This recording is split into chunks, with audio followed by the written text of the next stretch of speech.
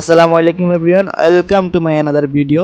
আজকে আমি এখন আছি সাগরিকা সমুদ্র সৈকত। সো এটা চট্টগ্রাম সিটির একদম ভিতরে। তো এখানে কিভাবে আসবেন আর কি কি আছে সবকিছু জানাবো আজকের এই ভিডিওতে। সো আশা করি ভিডিওটা সম্পূর্ণ দেখবেন। এটি চট্টগ্রামের কিছুটা দূরে, ঢাকা চট্টগ্রাম মহাসড়ক হাইওয়ের একদম দক্ষিণ পাশে।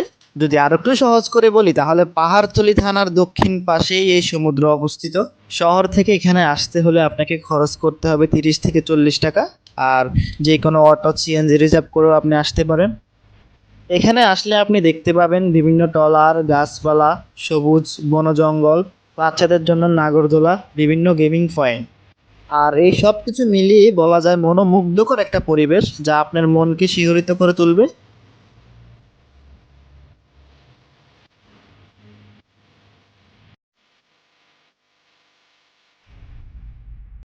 জায়গাটিকে গুলিয়াখালী বিচের মতো লাগলেও জায়গাটির নাম হচ্ছে সাগরিকা সমুদ্র সৈকত।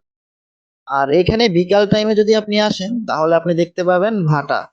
আর এই ভাটার সময় আপনি আসলে এখানে সৌন্দর্য সব থেকে বেশি ভালোভাবে উপভোগ করতে পারবেন। দেখতে পাবেন মাছ বিভিন্ন জায়গায় দৌড়াদৌড়ি করে মাছ ধরতে পারবেন। তাই আমরাও দেরি না করে মাছ ধরা শুরু করে দিলাম। সুযোগ পেয়ে আমরাও এত সুন্দর জায়গা উপভোগ করতে চলে আসলাম। আশা করি আপনাদেরও ভালো লাগবে। আসবেন, এই জায়গাটা ভিজিট করে যাবেন, অবশ্যই ভালো লাগবে। আর এই জায়গার সম্বন্ধে আপনারা আরও কিছু জানতে চাইলে অবশ্যই কমেন্ট বক্সে কমেন্ট করে জানাবেন।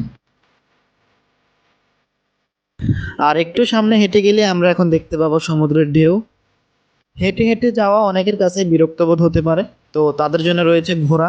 তাহলে আপনাকে দিতে হবে 50 টাকা করে। স্থানীয়দের মুখে এই জায়গাটির নাম হচ্ছে জেলেপাড়া। সিজনাল টাইমে আপনি আসলে এখান থেকে অনেক কম দামে মাছ কিনতে পারবেন।